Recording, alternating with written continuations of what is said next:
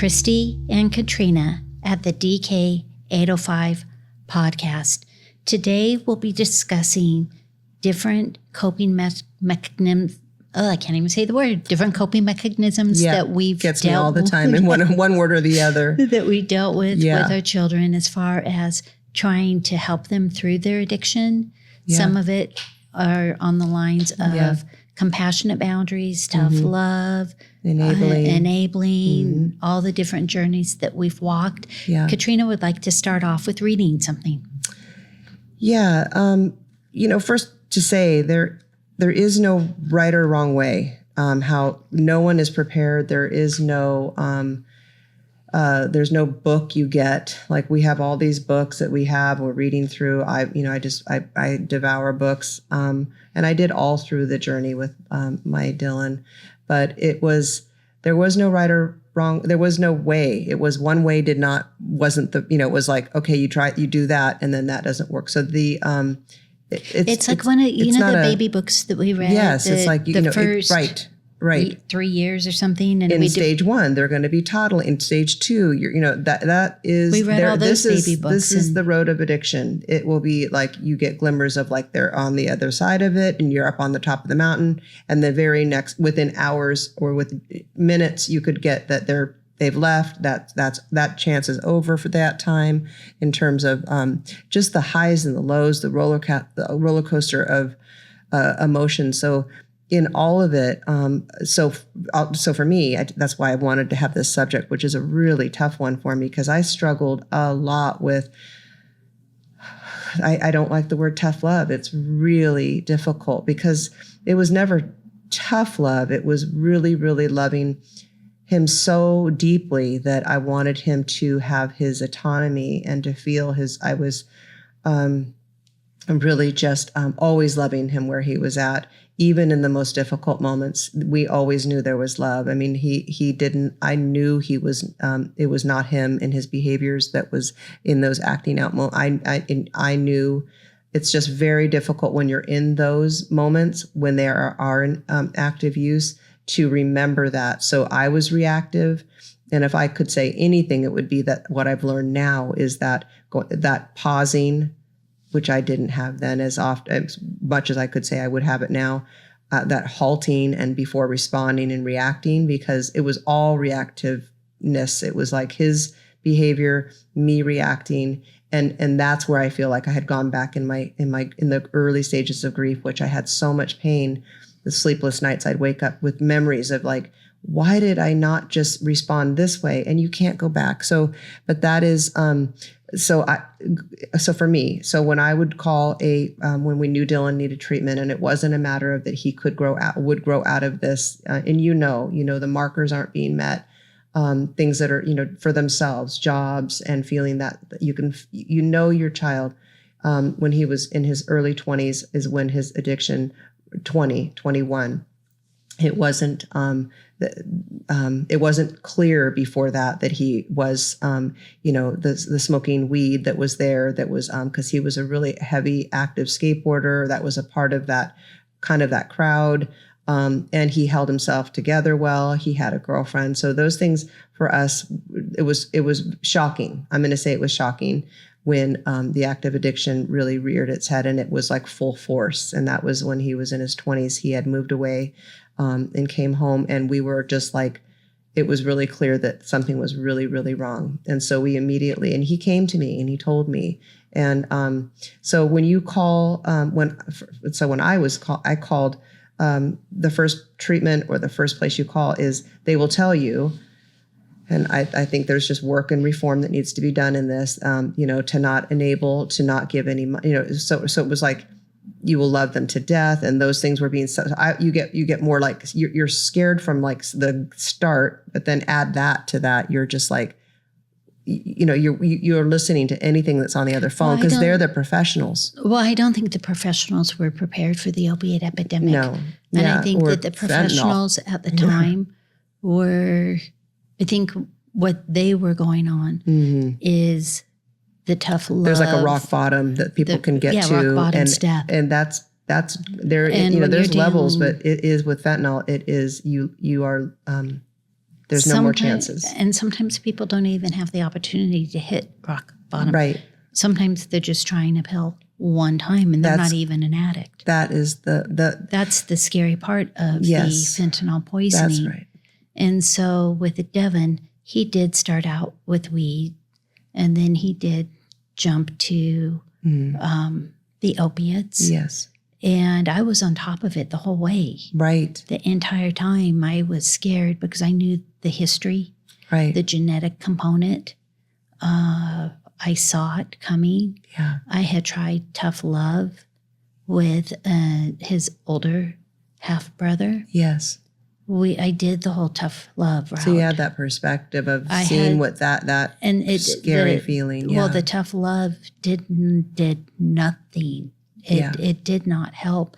It led to, I still have guilt with the tough love, and I often wonder if that child would have gone down another path. So with Devin, I was running scared. Yeah. So I tried to go down the let's get the treatment early. Yeah.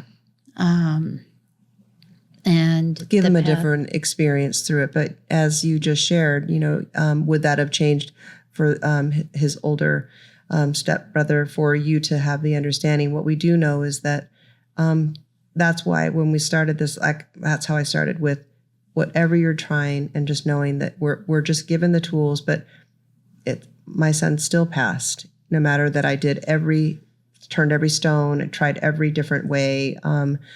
Well, one of the things I learned through this process of having children who struggle is that often the parents who have the more difficult children, they invest their whole entire life, their life savings, everything to save their child.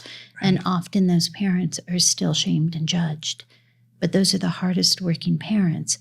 If my other children, if I had the children that just went through life and met the markers, I would like to believe I would have compassion.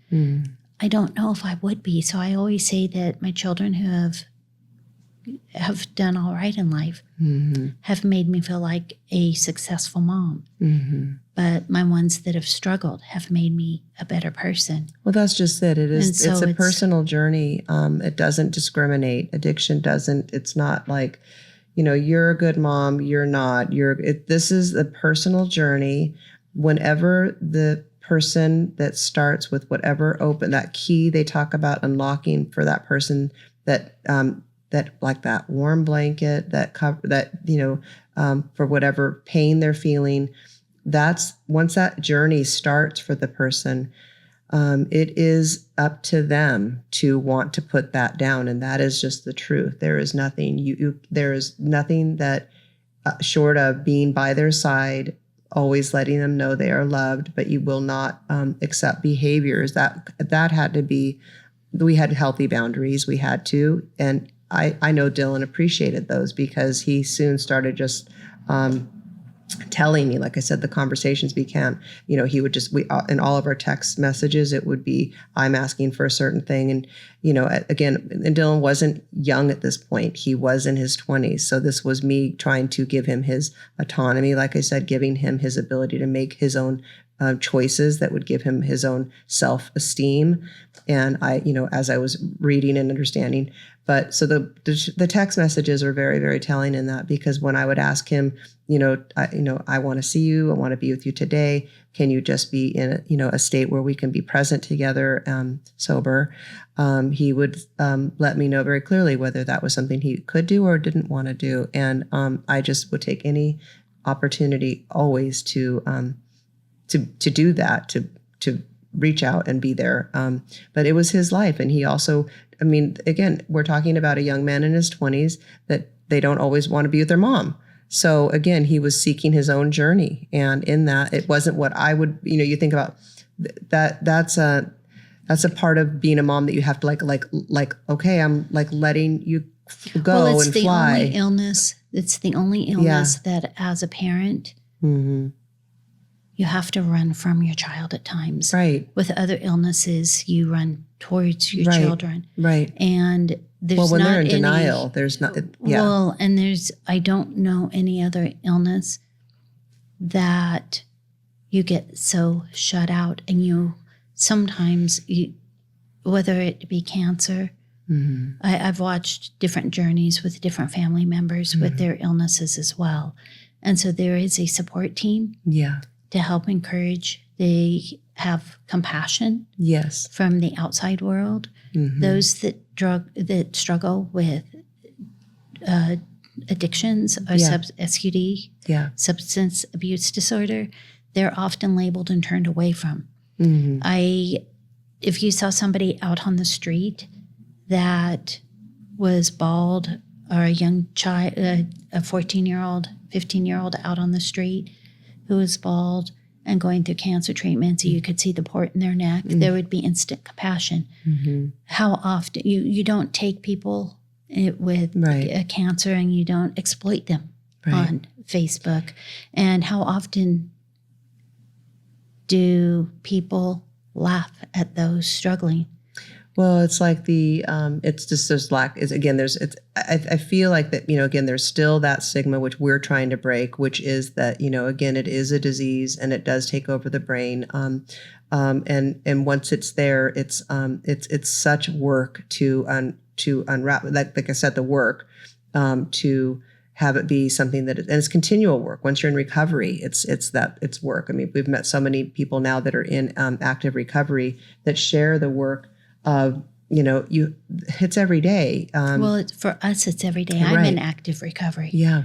And I don't have Well, explain that, because you're not in active addiction recovery, but you are in recovery from the loss of my son. Yes. And my son, and that's work. And what you're told often is your child's your addiction. Yeah. Well, how can they not be? Right. I mean, how can my child not be? There's a really healthy community that, so again, I'm not like either just saying one or the other. And when I'm not advocating for anyone everyone needs to make their own choices. But ones I came across that you can find on social media, there's Compassionate Friends, and that's for when you're in grief. That can be done on Zoom. Then there is for when you're in addiction and you're helping your child. There is a group called the Thrive Foundation, the Thrive. And Thrive, if you look that up, is where you are working within just always loving them where they're at, which is where I was. I can with my Dylan and any mother, you always do. You have to set, sometimes the harder set boundaries. But Thrive is so it's called the CRAFT method, and that is where I won't even go through trying to without my notes.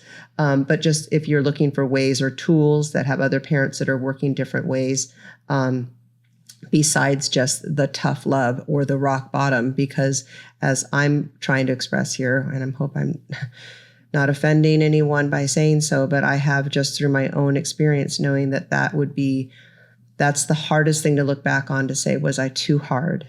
Was I too hard? When you're hearing you have to be hard and tough love. Because now with the fentanyl, that does not, there is no, it takes it away. There's so much I can just say, I would to save another mother from feeling regret over not looking at these other methods, to seek all methods so you can, it's just we need to be that kind. pain of, the kindness to yourself. Kind to ourselves as well, because as parents, I know you did everything. I know I did everything.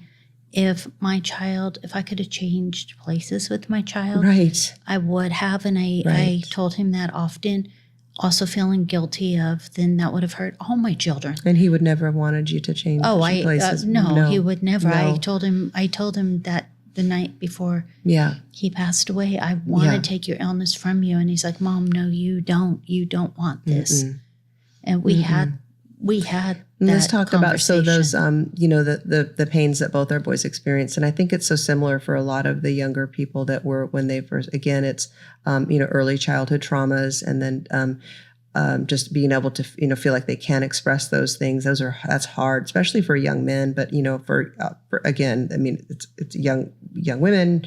It doesn't discriminate with sex for sure. It's male, female, but for young boys and you're their mother, it's definitely like it's hard to share those things that were really hurting them. The things that I know now, which are Dylan's his early trauma triggers. But for one, a big one for young people is like losing a girlfriend, losing a boyfriend, having that young first love and then being lost, and then I know for Dylan, when COVID hit, Dylan did pass, May 22, 2022. COVID was already in full, almost on the other side. But COVID was just awful, so awful with the isolation and the loneliness, and then the fear and anxiety. Yes. I just recently started reading a book on it, and I can only read it in chunks. Yeah.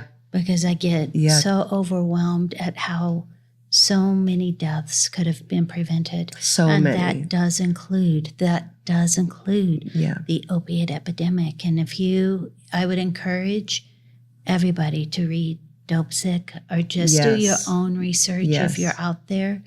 If you're out there pointing a finger, or you're out there thinking it's a choice, I strongly encourage you to see how. Honestly, I feel like it was programmed. It's not accidental. We're here. Yeah, no, it is. It's a very. People don't have to agree with me, but before you come I at think me, do your research. Before it's said and done, I think that we will be. We're on the side of it where because so much work now is being done, and there are all these moms that have done the work with the one pill for their child. They didn't have an addiction, and they were reaching for something to help with anxiety or be accepted. I think a lot of times more they're trying to find a way for anxiety, or they're reaching for that pill. But it's there are those mothers that have had that experience. They could take it to the White House. We have seen so much change. I have, when my early stages were like, why was this happening? Why was it allowed? Why was this fentanyl, this poison being allowed, to be pouring into the country when other countries weren't experiencing this? This is an epidemic for the United States mostly. There is some in other, but this is mostly so that is being brought to light. The DEA has done amazing work. There is a huge fentanyl wall. If your child has passed from fentanyl, early on, I did send my picture of Dylan is on the fentanyl wall, and that wall is way too big to even concept, but they have acknowledged it in the White House. The wall's too big now that they can't even. They cannot. They can't add it's people now. It's a waiting list on the computer. Well, now it's on the computer. Right. You can actually go onto the DEA fentanyl wall, and you can scroll through anyways, I don't recommend that for anyone in early stages of grief, but I have done that, and it's, you're not alone, but my prayers are it's constant. I wake up thinking about it. What can I do? I go to sleep. But I do know that, there's so much work to be done, but we're like in this stage where we are seeing changes being made, where there's so many. Changes being made. And one of the things I need to acknowledge. There's Walk for Lives, there's Shatterproof, there are all these amazing people doing these gatherings that are getting people to, large walks that make a difference, that, are going to make change. Well, and the other thing I need to acknowledge as well is how tirelessly the police departments go after the drug cartels and drug dealers, and they're these often are people with families of their own, and the hard, the detail of their job, how taxing it must be on them. Mm-hmm. So I'm grateful for those that fight in ways I can't. In this last month, there has been 3 large seizures in this area, the 805, in Oxnard and in Simi Valley. I believe there was 2 in the 805, which is Oxnard, and Simi Valley. And they will, in the local news, they will now post the pictures. There's guns, there's pounds of fentanyl. It's not just like, it's unbelievable what they're seizing in homes still that are, but they're getting these large, that's lives saved. It's lives saved. And it's some of those articles, it's too close for me. I know. So I can't read it. I encourage people to do the research, but when I say that, I pick it up. I've turned on the series Dope Sick. I've turned it off. Mm-hmm. I pick up the book. I read Mm-hmm. different books on the COVID pandemic. I put it down because the most important thing to do is protect our hearts, surround ourselves. But I was once a naive person. I once was under the impression. Not me, not my family, not my child. Yeah. And I know more now about, I would say, this whole, I mean, again, in ways that I do hope will help people, but it's the things you don't want to know, but we need to know. We need to share. We need to know as a community. We need to speak out. We need to reach out to recover. There is, like I said, there's so many resources. There's so many podcasts. Podcasts are what we're doing. You can put it on in your travels when you're in the car. There's and that was something I had shared with Kristi just recently. We were talking about, as each one, we do try to plan that will be helpful for those watching, but or listening, because we do have the podcasts that are on Apple and Spotify, which are just to be heard. These are on YouTube. And so in that I looked up, I just wanted to, so again, not just ours, and hopefully you find whatever resonates for you, because we just want you to find help. But I looked up, mothers who lost sons doing podcast. There are probably 3 or 4 that I found that were being interviewed that had connected through their loss, but also through support. And now they're their tribe now. They have that, but they have different missions. They're different. Maybe they're not doing podcasts like we have, but they're doing like the Love is Free Foundation. They're doing marches up at Griffith Park, which is a shatterproof walk. But they're coming together, and they are they're just so many. There's so many. Well, and one of the ways I cope with Devin's passing is, as much as I felt I wanted him to recover, I feel like it's my responsibility to recover as well. I don't want to do a disservice to my son with his passing, right, by allowing him to pass and not help or save another. Absolutely. There it goes. Absolutely. Or help or save another family. Absolutely. And that's what this is about. This is not easy. Too many. And if I can reach my hand out and just help just one, that one can help one. And so that's why Katrina and I are here. We're here because we don't want you to be on this side of.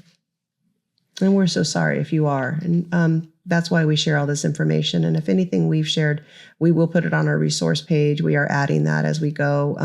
We're coming across what resonates with us and what will resonate with you. I pray you find what does.